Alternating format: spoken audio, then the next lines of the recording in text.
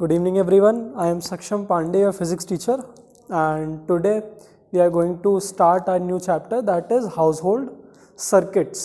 ठीक है, इसमें बेसिकली हम लोग समझेंगे हाउस होल्ड में कैसे करंट इलेक्ट्रिसिटी काम करती है ना। कैलकुलेशन तो हम लोग सीख गए हैं कि घर पे आ रहा है तो उसको कैसे कैलकुलेट कर सकते हैं, बिजली का मीटर किस तरह से रीड करेंगे, किस तरह से बिलिंग निकालेंगे कि मान लो तुम्हारे घर पे इतना करंट आया इतने वोल्टेज पे तो तुम्हारा कितना चूना लगेगा, तुम्हें कितना तुम महीने के एंड पे पे करना है। ये सब हम लोग पिछले क्लास में देखें। आज के क्लास में हम लोग देखेंगे जो वायरिंग्स बैठाई गई हैं। हाउस होल्ड सर्किट का सबसे पहला काम ये बताया है कि ट्रांसफार्मर से जो हमारे घर तक आ रहा है तो जो वायर्स लेके आ रही है क्या उसमें सेम वोल्टेज पे करंट वहाँ से यहाँ तक आ गया है या डिफरेंट, अगर डिफरेंट है तो क्यों डिफरेंट है वो सब जानेंगे। और उसके बाद हमारे घर पे आने के बाद हमारे हर एक अप्लायंस कितना वोल्टेज यूज़ करता है, प्लस क्या ये कनेक्शन जो भी बैठा हुआ है ये कनेक्शन बैठाया कैसे गया है ना। बहुत ही अच्छी चीज़ है। अच्छा, मुझे तो लगता ही आंसर कर लोगे। क्या लगता है कि अभी जो इस पूरे रूप में जो भी इलेक्ट्रिकल अप्लायंसेस लगे हैं ये कैसे कनेक्शन में होंगे, सीरीज़ या पैरेलल? पैरेलल लगे होंगे ना। तुम उसको प्रूफ करो, क्यों पैरेलल?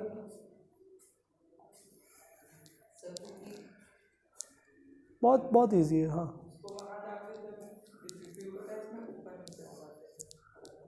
ऊपर नीचे इज जस्ट अ रिप्रेजेंटेशन, उससे मतलब नहीं है। ऊपर नीचे जो शो किया जाता है 2D में कैसे दिखा सकते हैं, पैरेलल मतलब वो नहीं होता। ये ऊपर नीचे कहाँ है, तो बगल बगल है, देख तो सीरीज रहा है। बहुत इजी, कोई भी बता ले कि ये पैरेलल क्यों है। आंसर तो पता है पर क्यों, प्रूफ करो।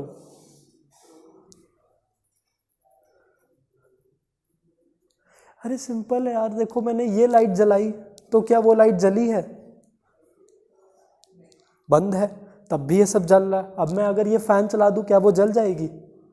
नहीं। इसका मतलब सारे अलग अलग अप्लायंस है अपने मतलब इंडिपेंडेंट है, एक दूसरे पे इंटरडिपेंडेंट नहीं है। सीरीज में क्या होता है, तुमने अगर सर्किट चला दिया है तो सब जल जाएंगे, है ना। जैसे तुम्हारी दिवाली की लाइट जलाओ सब जल जाएंगे, ऐसा नहीं तुम अपने मन से उसको रोक लो, इसको रोक लो। खैर अब तो वो भी पैरेलल है, इसलिए तुम्हारा जो उस पर बॉक्स नहीं आता है, तुम उसका बटन दबाओ अलग अलग तरीके से डिज़ाइन में चलती है, चलने लगेगी, रुक जाएगी। इसका मतलब वो पैरेलल है, वरना हो ही नहीं सकता ये कि बीच की रुक गई हैं आगे की जल रही हैं, है ना। अब आने लगा है, लेकिन मोस्ट ऑफ द अभी भी जो पूरी लड़ी होती है वो पूरी सीरीज़ में होती है, ठीक है, ऐसा नहीं हो सकता। पर हमारे घर पे जो कनेक्शन है वो पैरेलल है। सबसे अच्छा उसका एक्सप्लेनेशन यही है जो तुम किसी लेमैन टर्म मतलब किसी भी इंसान को बता पाओ कि भाई सीरीज़ और पैरेलल में डिफरेंस क्या है, उसको तुम ऐसे नहीं बता पाओगे कि ऊपर नीचे लगे होते हैं। वो तो तुम्हें 2D में दिखाना है तो वैसे हमने दिखा दिया, ठीक है।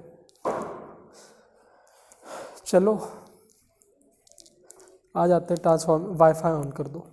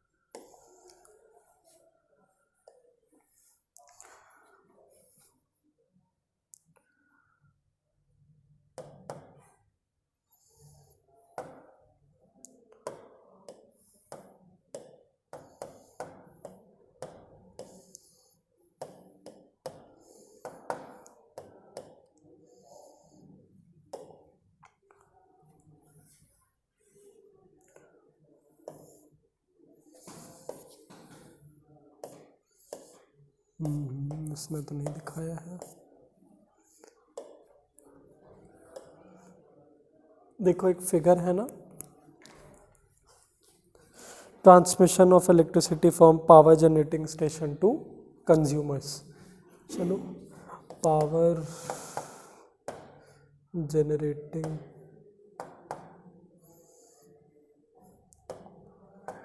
स्टेशन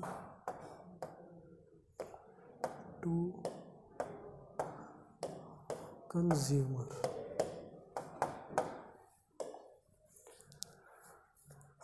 हाँ मिल गया फिगर।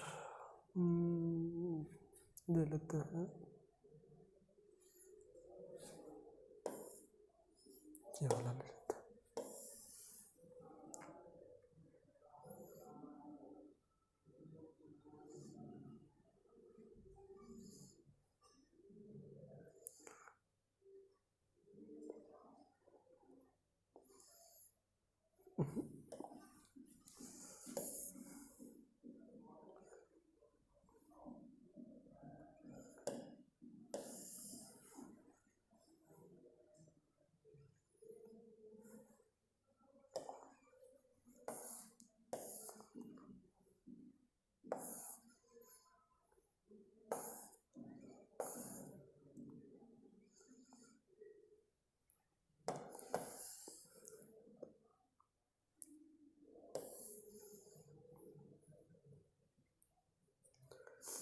यार कोई फिगर वो क्यों नहीं बता रहा जो चाहिए।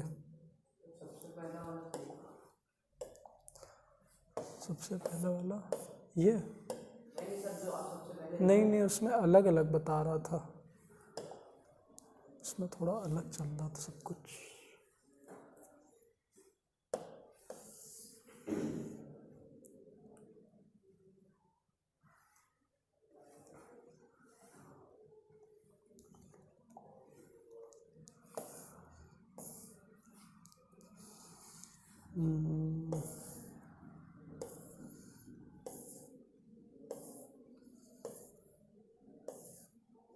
मुझे ही ड्रॉ करना पड़ेगा क्या? बेसिक स्ट्रक्चर ऑफ, चलो इससे समझ नहीं, इससे नहीं समझ में आएगा।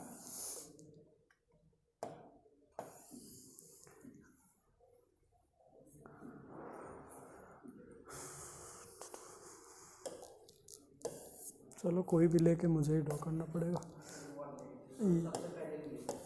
चलो सबसे पहले वाली कहाँ है? ये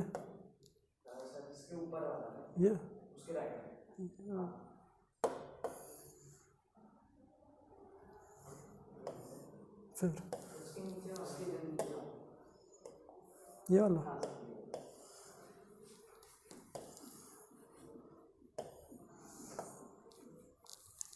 चलो देखो, सबसे पहले हमारी जो पावर जनरेट होती है वो हुई हमारे पावर स्टेशन में, है ना, जनरेशन पावर प्लांट।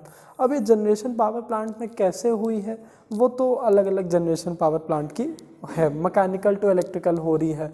अब वो मैकेनिकल एनर्जी भी तुम्हारी हीट से आई है कि हाइड्रो इलेक्ट्रिसिटी है, उससे फ़र्क नहीं पड़ता है, हमारी इलेक्ट्रिसिटी जनरेट हो गई है। जैसे हमारा जो बुक में दिया है इसमें हमारा टरबाइन दिया है, ठीक है। अब ये टरबाइन घूमा है हमारा जियोथर्मल एनर्जी की मदद से या फिर विंड एनर्जी की मदद से, वो हमें नहीं देखना है, इसके पहले की चीज़। और वो अलग अलग चीज़ों पर डिपेंड भी करेगा, ठीक है। टरबाइन घूम जाता है, मैकेनिकल टू इलेक्ट्रिकल होता है यहाँ पे। अब मेन बात ये है कि जनरेशन पावर प्लांट में हमेशा बनाई जाती है 11 किलोवाट्स की इलेक्ट्रिसिटी। मतलब अब ये 11 किलोवाट्स, पहली बात तो 11 केवी है क्या?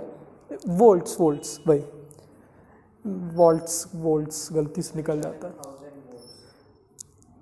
हाँ 11,000 केवी मतलब के मतलब किलो, तो ये हम सिंपल लिखें तो 11 किलो वोल्ट्स।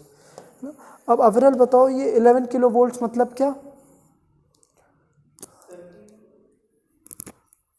हाँ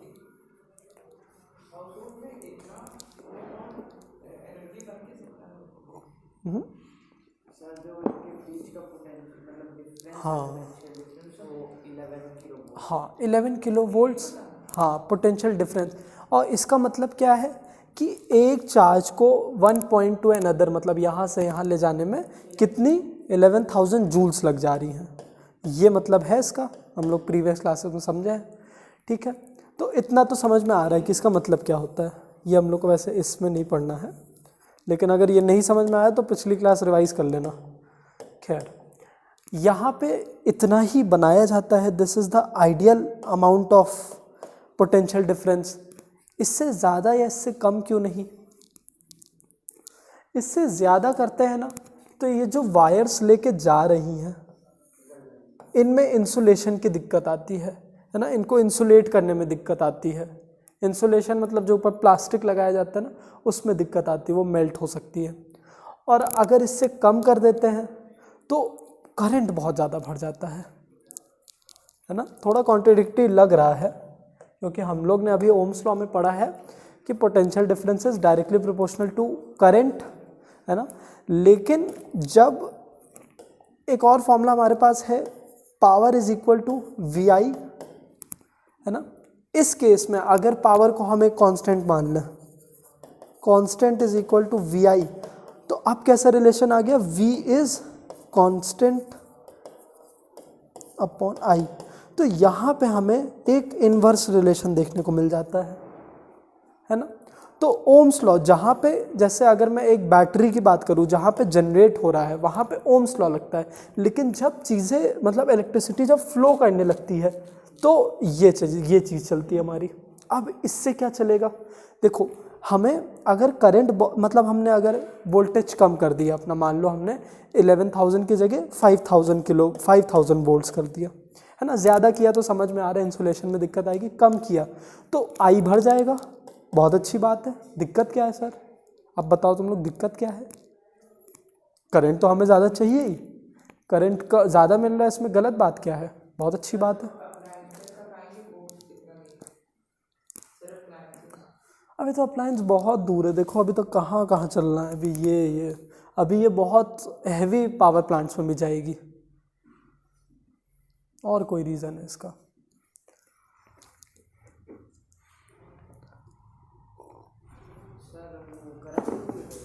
गरम, वेरी गुड, है ना। क्योंकि एक फॉर्मूला है हमारा H is equal to I square R T. कैसा रिलेशनशिप बैठा? डायरेक्ट। तो अगर हमने I बढ़ा दिया V को घटा के तो H बढ़ जाएगा हमारा, तो ये क्या कॉज करेगा? जल जाएगी वायर। इस वजह से हम लोग यही चीज़ लेके चलते हैं 11 kV। बहुत बार पूछता है कि हम लोग ज़्यादा या कम पोटेंशियल डिफरेंस क्यों नहीं बनाते, है तो बड़ा आसान हमारे लिए कम या ज़्यादा कर देना, ठीक है, लेकिन नहीं करते हम लोग, ठीक है। ये दोनों रीजंस हैं। अब आ गया हमारा, ये गया अब एक मेन ग्रिड स्टेशन पे, है ना। बुक में जो नाम दिया है उसको हम लोग को याद करना है, ठीक है। देखो ग्रिड सब स्टेशन, ठीक है, grid sub station, grid sub station. Grid sub station में क्या होता है, ये एक स्टेप अप ट्रांसफॉर्मर होता है। यहाँ पे स्टेप अप ट्रांसफॉर्मर, ट्रांसफॉर्मर मतलब क्या होता है, इसके नाम में ही छुपा है, ट्रांसफॉर्म करता है। किस चीज़ को ट्रांसफॉर्म करता है? पोटेंशियल डिफरेंस को। करंट तो हमारे हाथ में है ही नहीं, करंट तो अप्लायंस पे जाके उसके रेजिस्टेंस पे मैटर करेगा। हमारे हाथ में सिर्फ क्या है? वोल्टेज ना, पोटेंशियल डिफरेंस है हमारे हाथ पे। कभी भी किसी बैटरी पे देखो हमारे जो अप्लायंस होते हैं उन पे करंट की रीडिंग होती है, तुम देखोगे उन पे लिखा रहेगा 2 एम्पियर, 3 एम्पियर, 6 एम्पियर। लेकिन हमारी जो बैटरी होती है उसमें एम्पियर पे रीडिंग नहीं होती, उस पर वोल्टेज पे रीडिंग होती है, ठीक है। हमारी जो सोर्स होती है वो वोल्टेज निकालती है, वो वोल्टेज फिर अप्लायंस पे जाके हमारा डिपेंड करती है उसका रेजिस्टेंस पे, तब वो कितनी इलेक्ट्रिसिटी खाएगी, है ना। तो हमें वोल्टेज पे ही ध्यान देना। तो हमारे ट्रांसफार्मर स्टेप अप होंगे तो वो पोटेंशियल डिफरेंस को बढ़ाएंगे, स्टेप डाउन होंगे तो पोटेंशियल डिफरेंस को घटाएंगे। और बढ़ाना घटाना क्यों चल रहा है? इस रीज़न की वजह से, ठीक है, हीट से टैकल करने के लिए और बहुत दूर भेजना है उसको ले जाने के लिए, ठीक है। अब क्या किया हमने? हाँ, इसीलिए अब बहुत ही ज़्यादा मोटी मोटी तार ले जाके यहाँ पे सब स्टेशन से निकाला गया। यहाँ पे करते तो बहुत रिस्की मामला हो जाता, क्योंकि देखो ये पावर स्टेशन से ही कनेक्टेड है, लेकिन ट्रांसफार्मर पे कर रहे हैं तो ट्रांसफार्मर एक टाइम के लिए मैल फंक्शन करे चलेगा, लेकिन पावर स्टेशन नहीं खराब होना चाहिए, है ना। रिस्क तो है ही इस चीज़ में, बहुत कॉमन भी है हमारी तार मेल्ट कर जाना, लेकिन इस हीट वाली चीज़ को टैकल करने के लिए तुम देखोगे ट्रांसफार्मर में जो वायर आती हैं बहुत मोटी मोटी, है ना, बाहर ही एक ट्रांसफार्मर लगा है तुम, या फिर ये भी तो ट्रांसफार्मर है हमारा जो ये, तो तुम देखो उस पर कितनी ही मोटी तारें लगी हुई हैं और वो बहुत ज़्यादा हीट करती हैं, है ना। और इतनी मोटी तार बनाने का क्या रीज़न है? कम करना। Very good. क्यों? क्योंकि सरफेस एरिया बढ़ाएंगे। हाँ, वेरी गुड, ठीक है, एरिया ऑफ क्रॉस सेक्शन बढ़ाएंगे तो रेजिस्टेंस कम होगा। तो अब यहाँ पे बहुत मोटी 3 तारें होंगी जो लेके जाएंगी हमारे। अब कितना ज़्यादा इसने 11 kV से 132 kV का वोल्टेज वाला करंट, मतलब इलेक्ट्रिसिटी 132 kV तक ले गया है ना, बहुत ज़्यादा kV ले गया है ना। अब इसके रीज़न की वजह से देखो 132 kV ले तो गया, अब इसकी वजह से हीटिंग एक्चुअली गिर जाएगी, क्योंकि हमने V बढ़ाया तो I गिर गया, I गिर गया तो H भी गिर गया। तो यहाँ पे हमारा एक्चुअली, क्योंकि अब इसको बहुत लंबा फासला तय करना है, तो हम इन मोटी मोटी तारों में पोटेंशियल डिफरेंस बढ़ा ही बहुत ज़्यादा देते हैं ताकि हम हीट एनर्जी को कम कर दें, है ना। तो उल्टा ही हिस्सा है, लोगों को लग रहा है कि बढ़ाने से तो मेल्ट होंगी, नहीं, बढ़ाने से नहीं मेल्ट होंगी।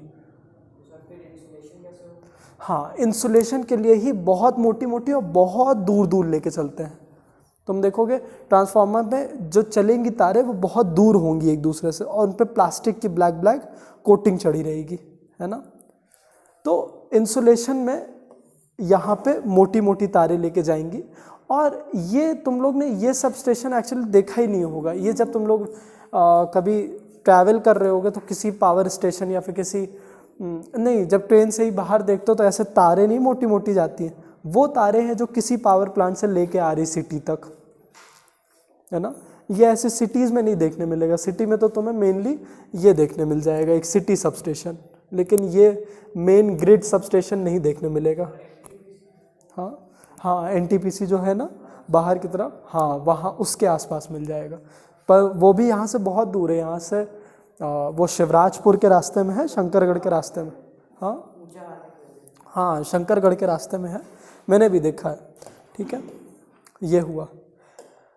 अब ये प्राइमरी ट्रांसफार्मर्स हैं, ठीक है। यहाँ पे बस कनेक्शन लाया जाता है तो कि अगर कोई मैल फंक्शनिंग हुई तो यहीं पे चढ़ के ठीक किया जाएगा। यहाँ पर ये स्टेप अप स्टेप डाउन नहीं करते हैं, ठीक है। इनका बस काम है कि इंसुलेशन को और अच्छा करना है, ठीक है। क्योंकि अगर सीधा लेते जाएंगे तो कहाँ पे गड़बड़ी हुई वो जानने के लिए पूरी तार को हटाना पड़ेगा। इतना लगाने से क्या होगा, इतनी तार हटा दी या कुछ पार्ट हटा दिए, ठीक है। और भी काफ़ी काम होता है। ये जो बना होता है ये एक सॉलिड, मतलब एक ऐसे मटेरियल का बना होता है जो ज़्यादा हीट नहीं करता है, ठीक है। खैर उसके बारे में तो नहीं जानना, बुक में दिया भी नहीं है उसके बारे में। हाँ, नहीं दिया है, देखो एक ट्रांसफार्मर बनाया। फिर ग्रिड सबस्टेशन से अब आ जाते हैं एक मेन सबस्टेशन पे, ठीक है। बुक में क्या नाम दिया है इसका? हाँ, मेन सबस्टेशन ही दिया है। ये मेन सबस्टेशन है एक step down transformer, step down transformer.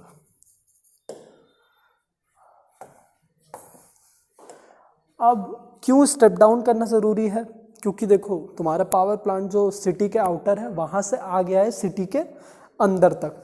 अब तो हमें इतना वोल्टेज तो कोई नहीं ऑक्यूपाई या फिर यूज़ कर पाएगा, चीज़ें जलने लगेंगी। अप्लायंसेस में तो इतना वोल्टेज नहीं जा सकता है, ठीक है। अब तो गिराने की बारी आ गई। तो अब हमने इसको गिराया 132 से 33 kV पे, है ना। इसको गिराते ही अब हीटिंग बढ़ने लगी, है ना। चलो, हीटिंग से तो टैकल करना हमने सीख ही लिया है कि तार को और मोटा कर दो, रेजिस्टेंस को कम कर दो। यहाँ से गया एक और ट्रांसफार्मर पे, फिर गया एक और स्टेप डाउन सबस्टेशन पे। बुक में भी इतना ही है? नहीं, इसने एक चीज़ मिस की है। ये 33 kV करते ही यहाँ पे 2 चैनल बन जाते हैं। इसने एक ही चैनल बताया है।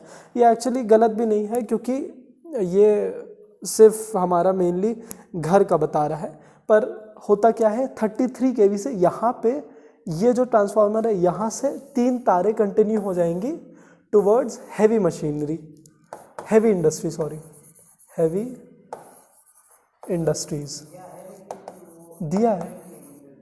हाँ हाँ 11 केवी पे ये थोड़ी है, वो हैवी इंडस्ट्रीज़ नहीं होती है, लार्ज इंडस्ट्रीज़ होती है, इनसे भी ज़्यादा बड़ी इंडस्ट्रीज़ ये होती हैं। हाँ, जैसे कि जहाँ पे बहुत बड़े हाइड्रोलिक्स लगने हैं, है ना। अब हैवी इंडस्ट्री जैसे मान लो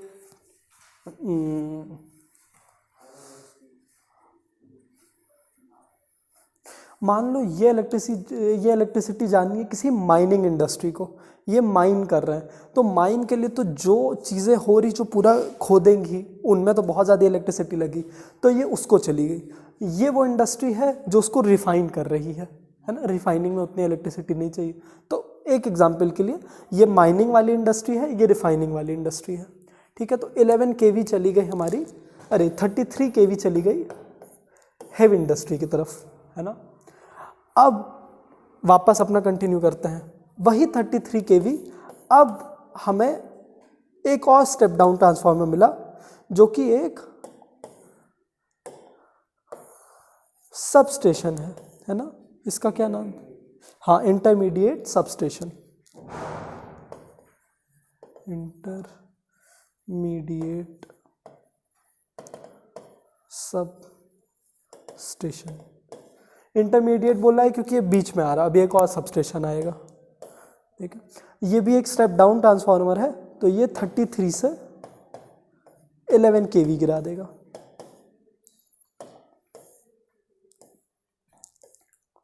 ठीक है। अब ये 11 केवी में भी दो चीज़ें आएंगी।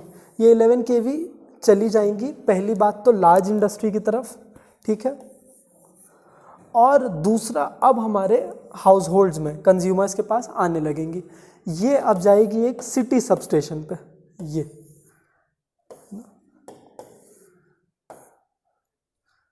ये है एक सिटी सबस्टेशन,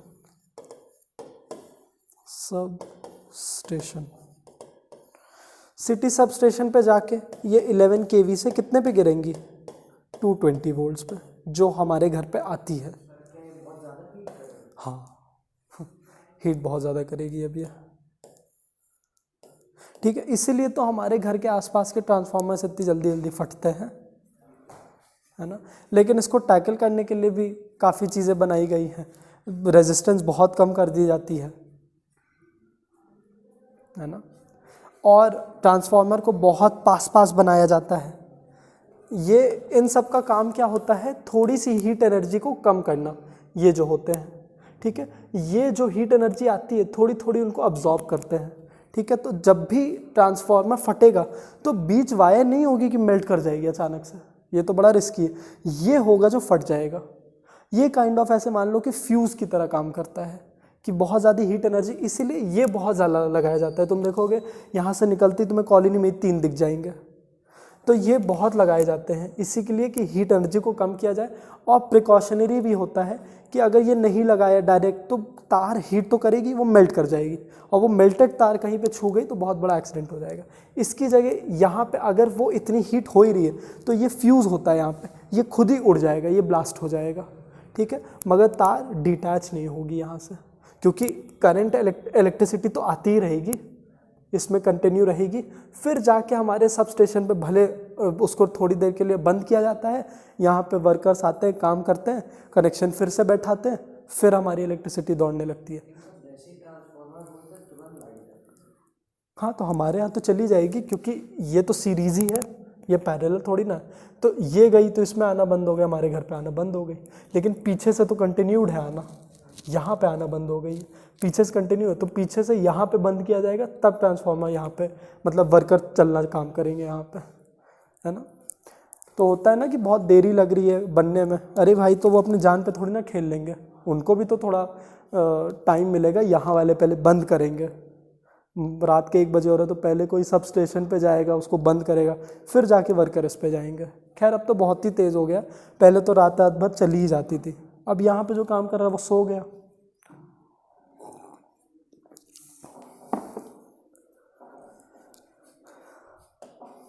गाँव में तो क्या होता है, यहाँ पे फ्यूज़ किया, लोग सीढ़ी लाते हैं, डंडी अंडी से फिर से तार को जोड़ देते हैं।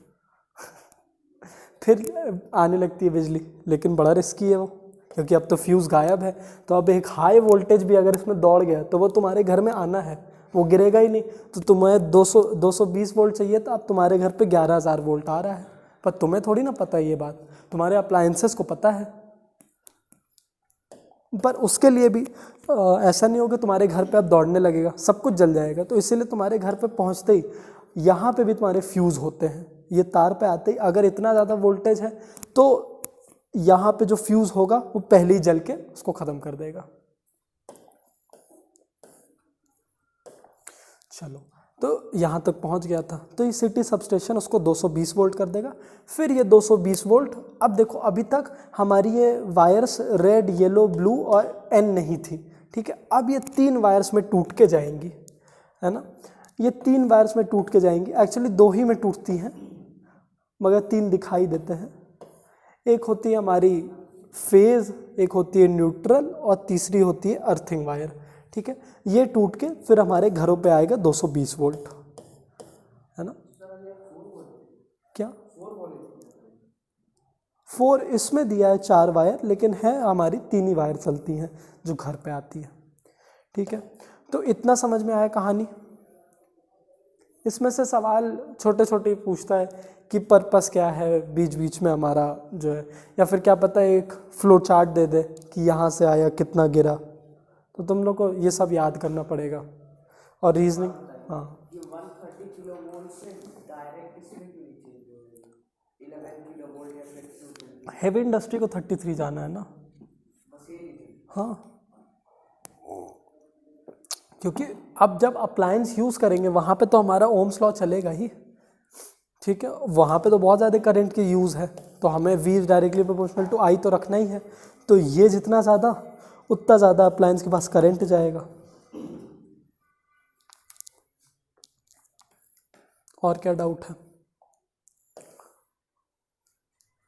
देख लो, समझ लो, बुक में भी थोड़ा समझ लो।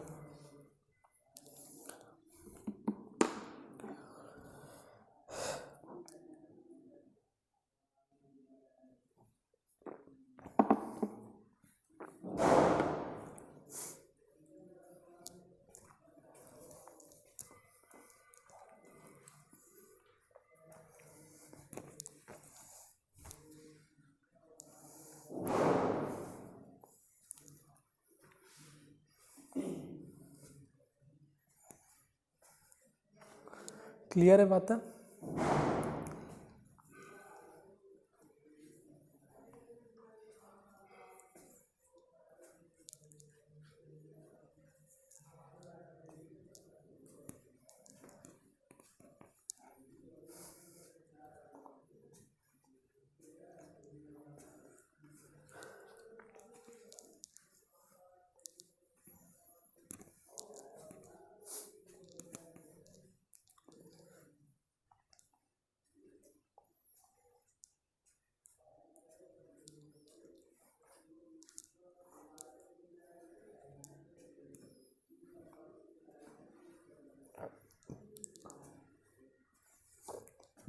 चलो आगे बढ़ते हैं। अब आ जाते हैं कि हमारे घर पे कितने तरीके के वायर्स हैं।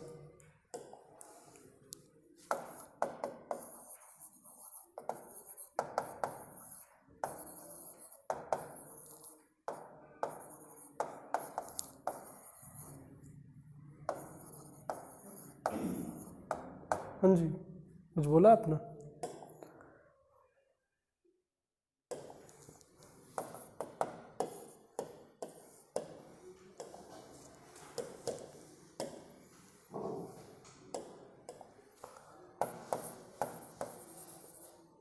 पहला होता है हमारा फेज वायर, इसको बोलते हैं लाइव वायर। ये लाइव वायर ही है जो हमारी करंट इलेक्ट्रिसिटी को कैरी कराएगा, है ना, लेके जाएगा ये, है ना।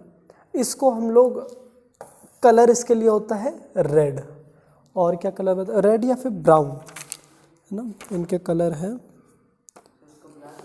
हाँ ब्लैक। बुक में दिया तो है, लाइव न्यूट्रल कलर नहीं बताया है, ठीक है कोई बात नहीं। रेड और ब्राउन होता है इनका कलर, और हमारी जो न्यूट्रल वायर है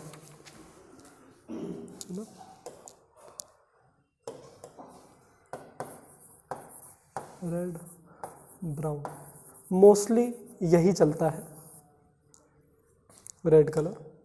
दूसरी आती है हमारी फेज वायर, है ना, ब्लैक कलर से कर नहीं सकते, दिखेगा नहीं, अरे ब्लैक ही लगता है, अरे फेज बोल रहा हूँ sorry, neutral wire, neutral wire.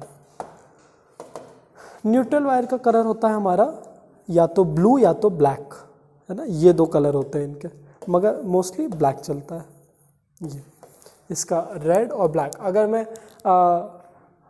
यहाँ पे कोई भी अगर खुला हो, हाँ ये देखो खुला तो है, देखो ये दो कनेक्शन आ रहे हैं ना, तो ये देखो ये रेड क्या है, ये लाइव वायर है, येलो क्या हो गया, न्यूट्रल वायर है। तो इससे हमें पता चला कि इसके कन्वेंशन बहुत सारे होते हैं। अच्छा, ये येलो एक्चुअली यूज़ होता है अर्थिंग वायर के लिए भी।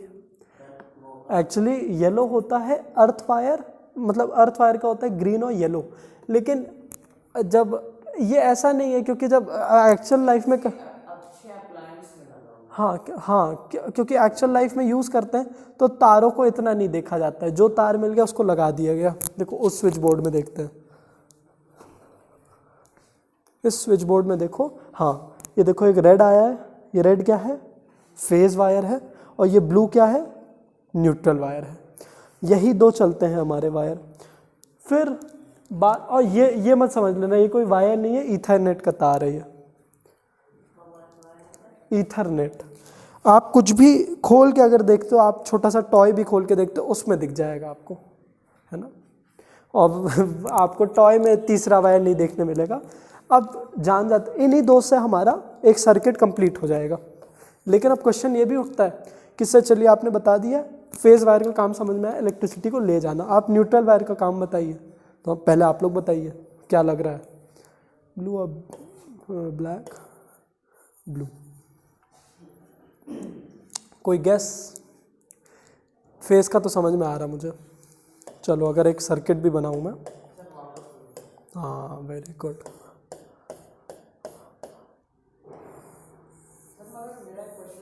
जी, एसी करंट में तो ऐसा पॉजिटिव नेगेटिव होता नहीं, मगर ऐसा क्यों? ऐसा क्यों? एक्चुअली इसकी पोलैरिटी चेंज होती रहती है, ये पॉजिटिव भी चलता है, ये डिपेंड करता है कितने फ्रीक्वेंसी, जैसे हमारे जो घर पे आता है ये 50 हर्ट्ज़ का एसी करंट होता है। इसका मतलब क्या है कि ये एक ही सेकंड में 50 बार पॉजिटिव बनेगा और 50 बार नेगेटिव बनेगा। मतलब क्या, पॉजिटिव नेगेटिव ऐसे अगर मैं करते जाऊँ तो 50 पॉजिटिव हो गए, 50 नेगेटिव, तो होता तो है ही। अगर पॉजिटिव नेगेटिव नहीं हुआ तो कैसे करंट फ्लो करेगा? लेकिन ऑल्टरनेटिंग करंट में यही है कि हाँ, करंट की पोलैरिटी चेंज होती रहती है, लेकिन क्योंकि ये इतने क्विकली हो रही है तो तुम्हें समझ में नहीं आएगी। तो जब हमारी पोलैरिटी एक साइड से मतलब नेगेटिव चलेगी तभी हमारा करंट फ्लो ही कर पाएगा, पॉजिटिव में तो होती नहीं। इसीलिए जब वोल्टेज लो हो जाता है तो तुम्हें ब्लिंक करते हुए दिखेगी, क्योंकि तब ये फ्रीक्वेंसी गिर जाती है करंट की। तो ऐसा नहीं कि ऑल्टरनेटिंग करंट में हमारे पॉजिटिव नेगेटिव नहीं होता है। एक्चुअली इसमें दोनों होता है, डीसी में सिर्फ एक ही होता है, इसमें दोनों होता है, और दोनों एक ही सेकंड में ऊपर नीचे होता रहता है। अब क्योंकि हमारे घर पे 220 वोल्ट आ रहा है तो हमारा 50 हर्ट्ज़ का उससे करंट बनता है। अगर हमने उसको 440 कर दिया तो हमारा 100 हर्ट्ज़ का एसी बन जाएगा, मतलब 100 बार पॉजिटिव 100 बार नेगेटिव, ऐसे बढ़ाते जाओ। हाँ, क्योंकि डायरेक्टली प्रोपोर्शनल है हमारा, है ना। तो ये कॉन्सेप्ट नहीं है कि इसमें होता नहीं है, होता ही है। बिना पॉजिटिव नेगेटिव चार्ज के करंट फ्लो ही नहीं कर पाएगा। अगर कोई टाइम वाला कैमरा हो, हाँ दिखेगा, ज़रूर दिखेगा। डीसी में बिल्कुल नहीं दिखेगा। डीसी में ये होता ही नहीं है कॉन्सेप्ट पॉजिटिव नेगेटिव का, उसमें कंटिन्यूस फ्लो होता है। तो तुम ऐसा भी कर सकते हो, एक हर्ट्ज़ तो फ्रीक्वेंसी होती है, मतलब उसमें पोलैरिटी चेंज नहीं होगी। तुम बैटरी जो हमारी होती हैं, बैटरी क्या है, एक डीसी सप्लाई है, तो एक प्राइमरी सेल ले लो, उससे एक बल्ब को कनेक्ट कर लो, जलाओ। स्लो, अब एक हाई स्पीड कैमरा तो होगा नहीं किसी के पास, कैसे ही करोगे एक्सपेरिमेंट, यूट्यूब पे ही देखना लास्ट ऑप्शन है। लेकिन अगर होता किसी के पास तो उसको एक बैटरी से कनेक्ट करते हैं सेम वोल्टेज की, जो कि डीसी सप्लाई दे रही, तो वो जलती। फिर उसको मतलब हाई स्पीड पे भी देखते तो वो नहीं ब्लिंक करती, लेकिन उसी सेम वोल्टेज को एक एसी सप्लाई से अगर जोड़ दो तो वो ब्लिंक करेगी और उसी हर्ट से ब्लिंक करेगी। मतलब 1 सेकंड में ये 50 ही बार जली पाएगी, 50 बार बुझेगी वो 1 ही सेकंड में। ऐसा होता है असल में एसी करंट में। एसी करंट का भी पावर सोर्स होता है। एसी करंट ये जो हमारे घर पे आ रहा है, ये सब पावर सोर्स मतलब एसी करंट की भी बैटरी नहीं, उसके लिए तुम्हें जो एक जैसे जितनी भी हमारी ये इलेक्ट्रोकेमिकल बैटरी हैं, ये तो डीसी सप्लाई ही देती हैं, मगर तुम्हें अगर एसी सप्लाई चाहिए ही तो एसी सप्लाई के लिए तुम एक ट्रांसफार्मर ले लो जो डीसी टू एसी कर दे, तो उससे तुम्हारा काम बन जाएगा, है ना। डीसी टू एसी हो जाता है करंट। चलो आगे बढ़ते हैं, ये तो हमारे काम की बात है नहीं। हाँ खैर, हम लोग फेज वायर पे थे, वो काम की बात है। तो हमारा लाइव वायर कंटिन्यू होता है इस सर्किट में, यहाँ से यहाँ तक अप्लायंस तक लेके गया करंट। फिर आ जाता है हमारे न्यूट्रल वायर का काम, ये रिटर्निंग बैक ऑफ करंट करता है। ये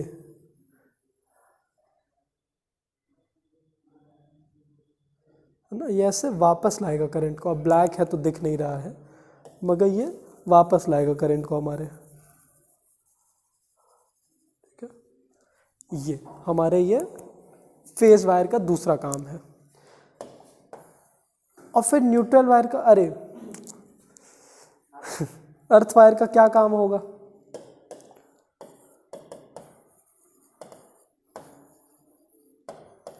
कोई गेस?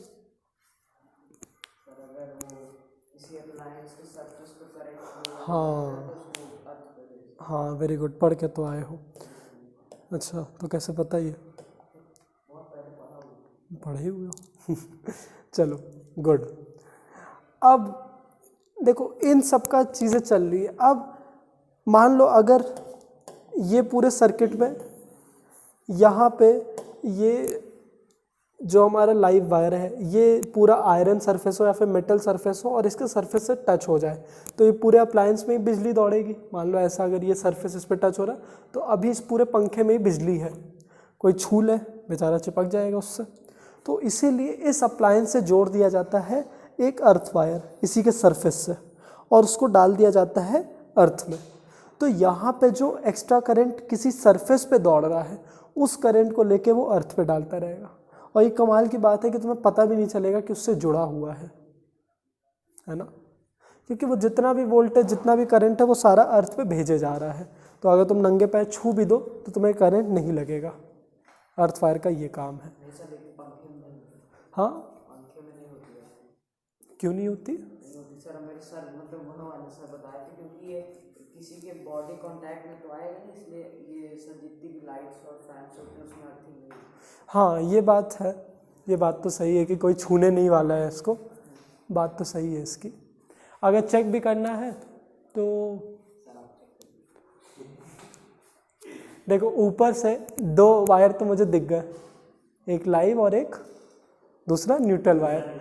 अब अर्थ वायर के लिए इसका बोर्ड है 1 2, ग्रीन कलर की तार दिख तो रही है वैसे, अंदर दिख रही है तुम्हें भी? ग्रीन कलर की तार दिख तो रही है यार अंदर यहाँ पे तुम्हें भी दिख रही है? यहाँ पे दिख रही है ऊपर, नहीं ऊपर नहीं, वो तो वैसे ही दिखा दिया, यहाँ पे दिख रही है। सर ऐसा भी तो हो सकता है ना कि वो उसका कलर चेंज, हाँ कलर चेंज हो गया, हो। पर देखो अच्छा ठीक है, चलो होता हो ना होता हो, हम लोग समझ ले रहे हैं, हर अप्लायंस पे करते हैं। लेकिन 2 ही होते हैं। हाँ, होल्डर में 2 ही आता ही है। ये हमारा सर्किट मतलब होल्डर से नहीं जोड़ा जाता है, इसको अप्लायंस से जोड़ा जाता है ना। होल्डर पे थोड़ी ना इसको जोड़ा जाएगा। सर मैं मतलब बता रहा हूँ, अगर होता तो सर होल्डर पे 3 हो रहे हैं। चलो ठीक है, तो तीनों वायर का काम समझ में आया। इनका कलर होता है ग्रीन और येलो। अर्थ वायर का काम पूछता है, याद कर लेना इसको, आगे चल के और डिटेल में इसके बारे में पढ़ेंगे भी। चलो ये बात हुई। अगला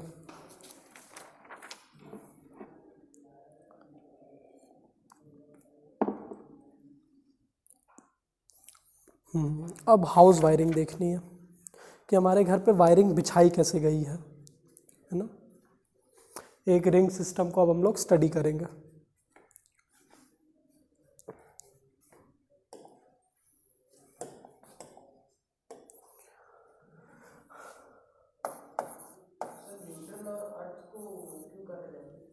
क्या किसको?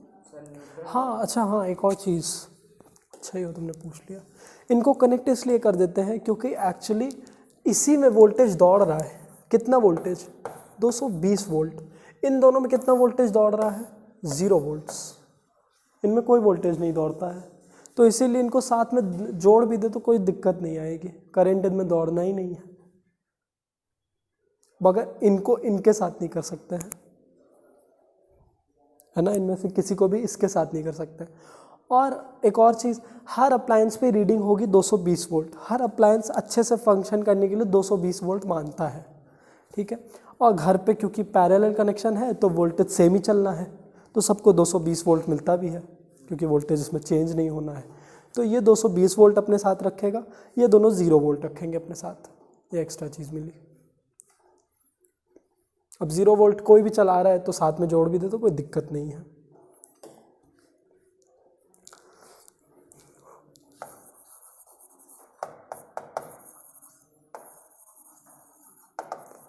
हाउस वायरिंग सिस्टम,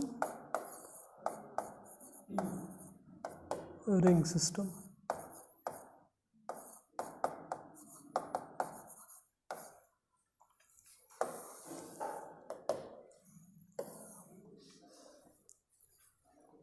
चलो इसको एक बार रीडिंग करो, पानी लेके आ रहा मैं। हाँ जी, तो देखते हैं अब हमारे घर पे कैसे हमारा सारा कनेक्शन बैठा हुआ है, सिस्टम बैठा है। देखो हमारी ये 220 वोल्ट की वायर अब आ तो चुकी है घर पे। अब इसको सबसे पहले डाला जाता है एक डिस्ट्रीब्यूशन बॉक्स में, है ना। ये वायर आई और चली गई एक डिस्ट्रीब्यूशन बॉक्स में। डिस्ट्रीब्यूशन बॉक्स, है ना। ये डिस्ट्रीब्यूशन बॉक्स ये है। इसके भी पहले कुछ हुआ है, जो तुम्हारे घर का सर्किट हाउस होता है वहाँ पे एक्चुअली ये मोटी मोटी तारें आई हैं, है ना। ये 3 तारें आई हैं और ये जुड़ी है फ्यूज से, एमसीबी से, है ना। ये सारी सेफ्टी मेजर से जुड़ी है यहाँ पे, फ्यूज, एमसीबी। और अभी तक हमारा सीरीज कनेक्शन ही चल रहा है, अभी तक पैरेलल में बटा नहीं है। यहाँ जाके पैरेलल में बटेगा, डिस्ट्रीब्यूशन बॉक्स बांटेगा उसको। फिर यहाँ से ये एक इलेक्ट्रिक मीटर से भी जुड़ा हुआ है, जो काउंट करता रहेगा कि कितने वोट्स ऑफ इलेक्ट्रिसिटी हर दिन कंज्यूम हो रही है। इलेक्ट्रिक मीटर, हाँ मतलब ये सब एक सीरीज ही में जुड़े हैं। सबसे पहले तो इलेक्ट्रिक मीटर ही आएगा, उसके बाद फ्यूज, एमसीबी, मीटर, ठीक है। फिर उसके बाद जाके हमारा डिस्ट्रीब्यूशन बॉक्स, है ना। डिस्ट्रीब्यूशन बॉक्स से ही कहानी इसने स्टार्ट की है, और इसके पहले का भी वैसे कटवा ही दिया गया है। ये वाला जो फिगर है ये कटवा दिया गया है आपका, पर मैंने बता दिया कि ये क्या करता है। और ये जो इलेक्ट्रिक मीटर है ये आप नहीं खोल सकते हो, ये कंपनी खोलती है। और जो फ्यूज़ भी लगा है वो कंपनी का फ्यूज़ है, ठीक है। उसमें वो रीडिंग होती है कि इतने वोल्ट के बाद वो पिघल जाएगा, उसमें एक हद से ज़्यादा एम्पियर ऑफ करंट फ्लो करने लगेगा, ठीक है। चलो हम लोग के जो कोर्स में उतना ही रहते हैं, उतना ही समझना मुश्किल बात है। डिस्ट्रीब्यूशन बॉक्स तक वायर्स आई, ठीक है। इसके पहले की कहानी अलग है। और ये जो वायर्स आई हैं ये अपने साथ रखी हैं। पहले तो यहाँ पे भी एक फ्यूज़ लगा हुआ है, और ये फ्यूज़ कितना है क्योंकि यहाँ पे जो वायर आएंगी ये 30 एम्पियर ऑफ करंट लानी चाहिए। अगर इससे ज़्यादा होगा तो ये फ्यूज़ जल जाएगा। ठीक है, तो 30 एम्पियर का करंट आ रहा है, ये तुम्हें याद रखना है, 30 एम्पियर का करंट है ना। अब यहाँ से डिस्ट्रीब्यूशन बॉक्स से पूरे रूम में तुम्हारा एक रिंग सिस्टम बना दिया जाता है। ये तीनों वायर्स का एक रिंग सिस्टम बना देंगे हम लोग पैरेलल में। हाँ, दिखता सीरीज है लेकिन एक्चुअली ये है पैरेलल, है ना। अब इस रिंग सिस्टम का क्या फ़ायदा है कि मान लो तुम इसी वायर से यहाँ पे कोई अप्लायंस जोड़ दो, है ना। यहाँ पे वायर जोड़ दिया, यहाँ पे कोई सॉकेट लगा दिया तुमने, यहाँ पे कोई फैन जोड़ दिया, है ना।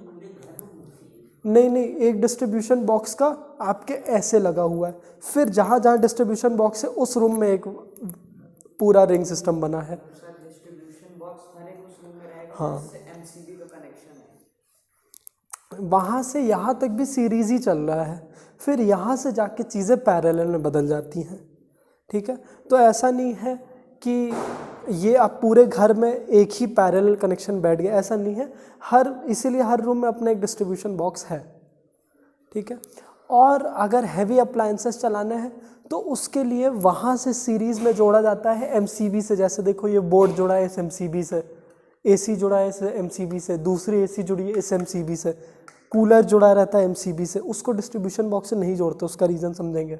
लेकिन अभी के लिए जैसे स्पीकर हम लोग, ये देखो ये भी एक डिस्ट्रीब्यूशन बॉक्स है। तो जितना ज़्यादा डिस्ट्रीब्यूशन बॉक्स एक रूम में है ना, इतना इसका मतलब है उतनी ज़्यादा ये रिंग सिस्टम बनाई गई है, वायरिंग बनाई गई है ना। क्योंकि इस रूम में बहुत सारे अप्लायंसेज हैं तो बहुत सारे ये हमारे ये भी हैं। लेकिन एक डिस्ट्रीब्यूशन बॉक्स दो तारों से भी तो बन सकते हैं सर। मतलब मान लीजिए इसको मैं उसी से पावर ले दूँ। क्या सर एक एक्सटेंशन जो है, हाँ सर उसमें तो कई सारे लग रहे हैं। हाँ, मतलब अच्छा, मतलब ये डिस्ट्रीब्यूशन बॉक्स को छोड़ो, मैं जोड़ को एक्सटेंशन लेते हैं, उससे चीज़ें जोड़ दूँ। हाँ, कर सकते हो, लेकिन सीरीज़ बदल जाएगा वहाँ पे, वो चीज़ अब सीरीज़ हो गई है ना। अब अगर वो डिस्ट्रीब्यूशन बॉक्स में क्योंकि इतना ज़्यादा करंट फ्लो होगा तो वहाँ पे मेल्टिंग या फिर शॉर्ट सर्किट हो सकता है। और दूसरी चीज़, बहुत इंपॉर्टेंट चीज़ ये आएगी, तुम हद से ज़्यादा चीज़ें नहीं जोड़ सकते हो अपने एक रूम में। कोई रीज़न बताएगा? मैंने जिस चीज़ पे हाईलाइट किया हुआ है उस पर ध्यान दो। तुम जैसे इस रूम में भी एक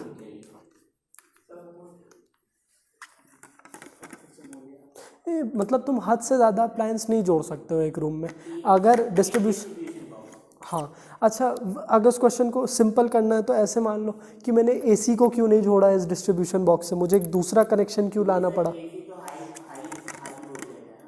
220 वोल्ट वो भी लेगा, 220 वोल्ट आ ही रहा है। करंट ज़्यादा वही तो सर, क्या बोलते हैं, वो पूरा 220 वोल्ट ले लेगा तो और अप्लायंस पैरेलल में तो सेम चलता है, पैरेलल में हर अप्लायंस को 220 मिल जाएगा। इसने थोड़ा सही बोला है कि करंट ज़्यादा ले लेगा। करंट भी डिवाइड हो जाएगा। हाँ, करंट डिवाइड होता है। और करंट आ कितना रहा है, 30 एम्पियर। तो 30 एम्पियर में से 25 अगर इसने ले लिया तो दूसरे अप्लायंसेस को करंट मिलेगा ही नहीं। नहीं, तुम वोल्ट बोल रहे थे, बहुत डिफरेंस है। अब फिर चलो इसी को आंसर कर दो।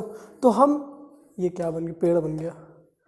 ये भी एक अप्लायंस बना दे रहे। कितने भी अप्लायंस तुम यहाँ से जोड़ के कितने भी अप्लायंसेस से जोड़ सकते हो। लेकिन बात कहाँ पे आएगी, मतलब अब क्या लिमिटेशन होगी अप्लायंस जोड़ने की, कि सबका अगर हम सबके करंट यूजेज का सम करें तो वो 30 एम्पियर से ज़्यादा नहीं होना चाहिए। हाँ, कम होना चाहिए, है ना। समझ रहे हो।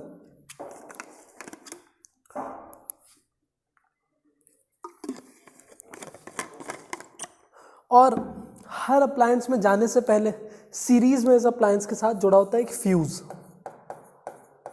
उस अप्लायंस की रेटिंग के हिसाब से कि वो अप्लायंस कितना करंट लेता है उसके हिसाब से फ्यूज़ बनाया जाता है। उससे ज़्यादा करंट अगर इसमें दौड़ रहा है तो ये जल के पहले से ही ख़त्म कर देगा। तो इस अप्लायंस का अलग रेटिंग का फ्यूज़ है, इसका अलग, इसका अलग, है ना। चलो ये बात हुई। अब अब एडवांटेजेस देखते हैं इस रिंग सिस्टम का। एडवांटेज क्या है? चलो तुम लोग तो कुछ एडवांटेज गेस करो।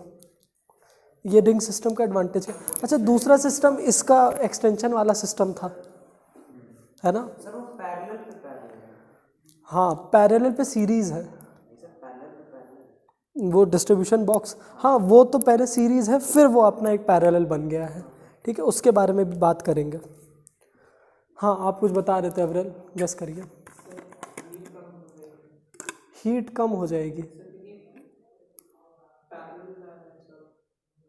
वोल्टेज सेम आएगा सर, एक बार में ऐसा नहीं है कि सब जलेंगे या फिर कोई नहीं जलेगा। उसका भी सही है आंसर, क्योंकि अगर मैंने सीरीज में जोड़ दिया होता तो हीट भी हमारी बढ़ जाती। क्यों? आंसर करो। करंट तो अभी भी करंट तो उतना ही आएगा, मैं सीरीज में जोड़ूं या उसमें जोड़ूं। रेजिस्टेंस तुमने देखा है सीरीज में रेजिस्टेंस प्लस होते जाते हैं। हाँ, इसमें जो टोटल रेजिस्टेंस आएगा वो बहुत कम हो जाएगा, है ना? तो इसमें तो और रेजिस्टेंस कम मतलब हीटिंग भी कम, और सीरीज़ में क्या हो जाता, रेजिस्टेंस बहुत ज़्यादा तो हीटिंग भी बहुत ज़्यादा, तो इससे हीटिंग भी कम की जाती है। दूसरा तुम्हारा वोल्टेज सबको सेम मिलेगा, सबको 220 वोल्ट चाहिए, मिल भी जाएगा, और एक ख़राब हुआ तो दूसरा चलेगा। ठीक है, इन सब इंडिपेंडेंट है। ये तीसरा एडवांटेज जी।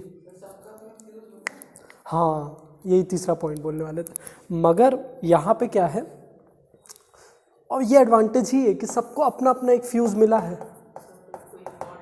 हाँ, कि मान लो अच्छा ये बल्ब अगर मान लो 3 एम्पियर यूज़ कर रही है, तो ये 3 एम्पियर की रेटिंग का फ्यूज़ है, मतलब अगर इसमें 4 एम्पियर दौड़ रहा है तो ये ख़राब हो जाएगा।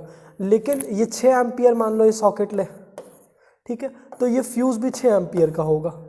ये अगर 10 एम्पियर ले रहा है पंखा, तो ये फ्यूज़ भी इसके पहले वाला 10 एम्पियर का होगा। हर अप्लायंस के साथ उसका फ्यूज़ होता है, और ये इन दोनों के साथ सीरीज़ में होता है। पहले ये जलेगा फिर ये इसमें करंट पहुंचेगा ही नहीं। ठीक है, तो ये है कि सबको अपना अपना फ्यूज़ भी अलग अलग मिल जाएगा। सीरीज़ में जोड़ने पे वो चीज़ हो ही ना पाती, क्योंकि एक ही ख़राब हो जाता तो आगे तो दौड़ना ही नहीं, तो फ्यूज़ का मतलब क्या था। ये सिस्टम में हर चीज उस तरह से रखनी पड़ती होगी ना, सबका जो वो करंट आए वो 30 ही बने। हाँ, 30 एम्पियर से ऊपर नहीं जाना चाहिए। अगर 30 एम्पियर से ऊपर, क्योंकि देखो इस रूम में तो बहुत ज़्यादा अप्लायंस है, 30 एम्पियर से तो बहुत ज़्यादा है। तो अब ऐसे चीज़ों को तुम जो मेन ये जो केबल आ रहा है ना, इसी केबल से यहाँ से केबल पे एक और डिस्ट्रीब्यूशन बॉक्स जोड़ दो यहाँ पे, फिर एक रिंग सिस्टम बना दो। देखो ये डिस्ट्रीब्यूशन बॉक्स आ गया।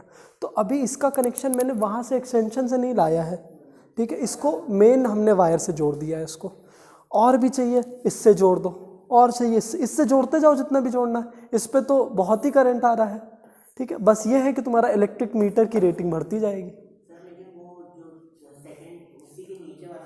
हाँ, ये नहीं, इससे नहीं आया है, ये मेन वायर से आया है। ये देखो ये जुड़ा हुआ है, ये ऊपर से आया है, इससे नहीं आया है, ये ऊपर से आया है। ठीक है, सारे डिस्ट्रीब्यूशन बॉक्स का अलग वायर है। हाँ, और ये इसको करने की वजह से जब भी तुम्हारे घर पे नए डिस्ट्रीब्यूशन बॉक्स लगेंगे ना, तो उसका काम ऐसा नहीं है कि बड़ा आसान है। उसमें तो इलेक्ट्रीशियन को अंदर से पूरा तार बैठाना पड़ता है। तो जब एक घर बन रहा होता है तो तभी तुम देखोगे घर ऊपर से ढांचा तैयार किया जाएगा, फिर बहुत टाइम लग जाता है अंदर से वायरिंग बैठाने में। पीवीसी पाइप से पूरी रिंग सिस्टम में वायरिंग बैठाई जाती है। कभी भी कोई अंडर कंस्ट्रक्शन बिल्डिंग में जाओगे तो देखोगे एक बार कंस्ट्रक्शन हो जाता है, फिर उसको कंप्लीट करने की जगह अंदर से उसको पहले वायरिंग बैठाई जाती है उसकी, है ना, उसमें भी बहुत टाइम लगता है। लेकिन बहुत अच्छी बात है कि पैरेलल में है सब कुछ, सीरीज में तो कुछ हो जाता समझ में ना आता।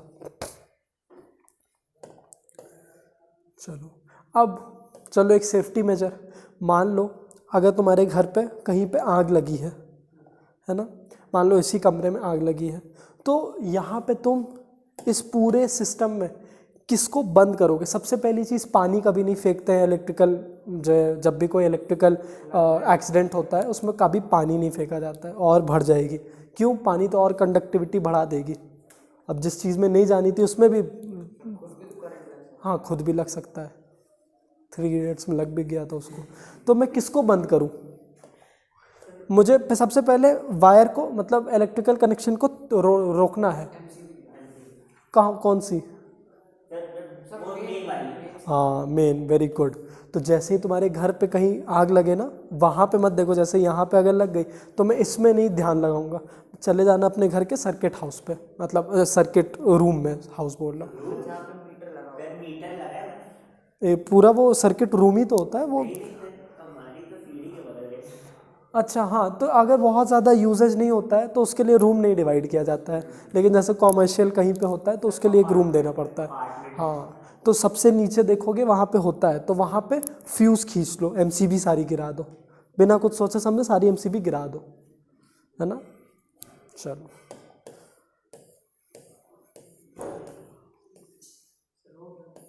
नहीं, अभी 5 मिनट और दे दो, बस ख़त्म ही हो गया।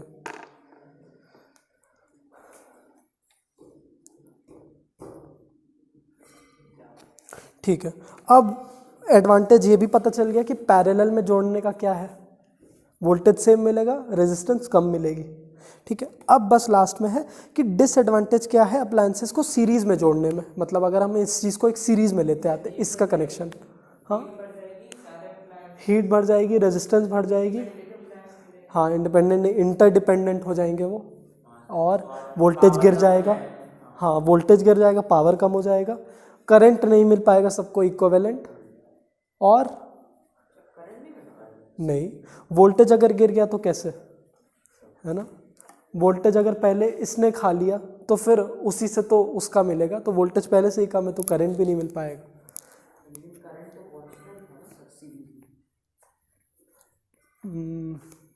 हाँ एक्चुअली सही बोल रहे हो, करंट मिल जाएगा, वोल्टेज नहीं मिल पाएगा उससे 220 का, है ना। और लास्ट है कि अगर कहीं पे डिफ़ॉल्ट होता है तो तुम फिगर आउट नहीं कर पाओगे कि कहाँ पे डिफ़ॉल्ट हुआ है, हाँ एक एक को चेक करना पड़ेगा। ठीक है, इसी के साथ हमारा ये ख़त्म होता है। अगली क्लास में हम लोग चालू करेंगे essential components in house wiring system, fuse, MCB, ये सब। ठीक है, नहीं न्यूमेरिकल्स नहीं है, बहुत इजी भी चैप्टर है ये, हाँ जा सकते हो। Bye bye.